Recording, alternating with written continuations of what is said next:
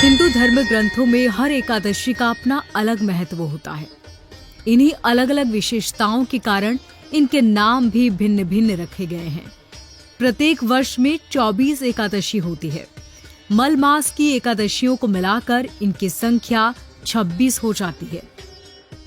इन्हीं एकादशियों में एक एकादशी आषाढ़ मास के शुक्ल पक्ष की एकादशी, जिसे योगिनी एकादशी कहते हैं।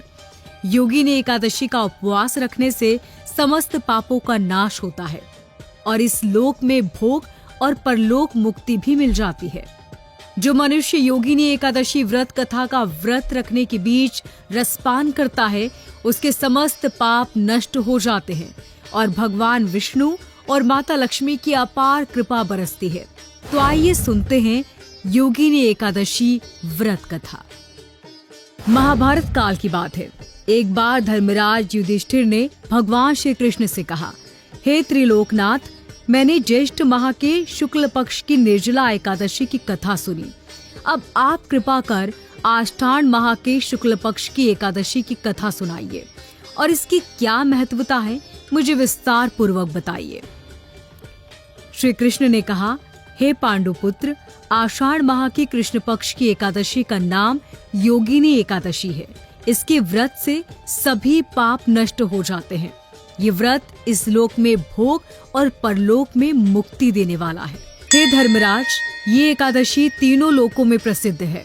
इसके व्रत से सभी पाप नष्ट हो जाते हैं। तुम्हें मैं पुराण में कही हुई कथा सुनाता हूँ, ध्यान पूर्वक श्रवण करो। कुबेर नाम का एक राजा अलकापुरी नाम की नगरी में राज करता था। वो शिव भक्त था। उनका हेममाली नाम का एक यज्ञ सेवक था जो पूजा के लिए फूल लाया करता था।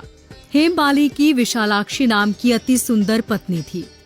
एक दिन वो मानसरोवर से पुष्प लेकर आया, किंतु कामासक्त होने के कारण पुष्पों को रखकर अपनी पत्नी के साथ रमण करने लगा।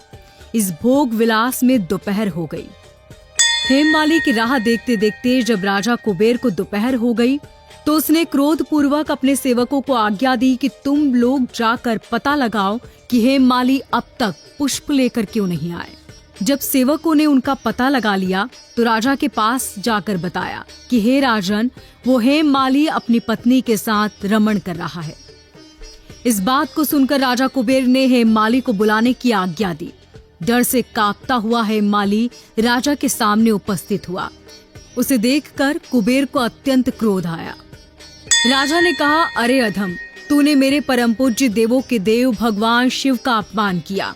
मैं तुझे श्राप देता हूँ कि तू स्त्री के वियोग में तड़पेगा और मृत्युलोक में जाकर कोड़ी का जीवन व्यतीत करेगा।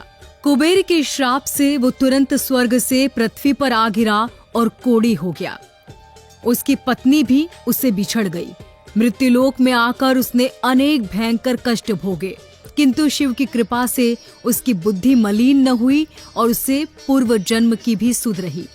अनेक कष्टों को भोगता हुआ और अपने पूर्व जन्म के कुकर्मों को याद करता हुआ वो हिमालय पर्वत की तरफ बढ़ता चला। चलते चलते वो मार्कंडे ऋषि के आश्रम में जा पहुंचा। वो ऋषि अत्यंत वृद्ध तपस्वी थे। वो दूसरे ब्रह्मा के समान प्रतीत हो रहे थे और उनका वो आश्रम ब्रह्मा की सभा के समान शोभा दे रहा था। ऋषि को देखकर हेममाली वहां गया और उन्हें प्रणाम करके उनके चरणों में गिर पड़ा।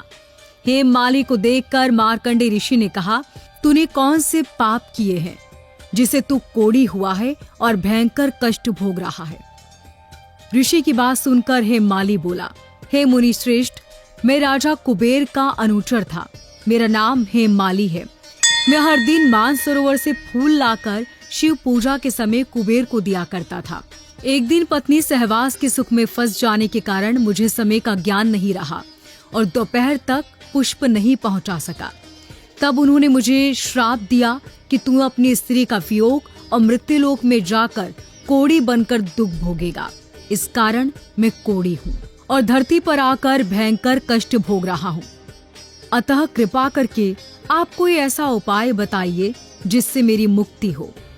मार्कंडे ऋषि ने कहा, हे हेममाली, तूने मेरे सम्मुख सत्य वचन कहे, इसलिए मैं तेरे उद्धार के लिए एक व्रत बताता हूँ। यदि तू आषाढ़ माह के कृष्ण पक्ष की योगिनी नामक एकादशी का विधि पूर्वक व्रत करेगा तो तेरे सारे कष्ट दूर हो जाएंगे।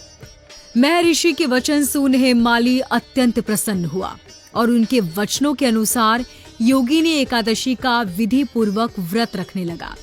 इस व्रत के प्रभाव से अपने पुराने स्वरूप में आ गया और उसकी पत्नी के साथ सुखपूर्वक रहने लगा।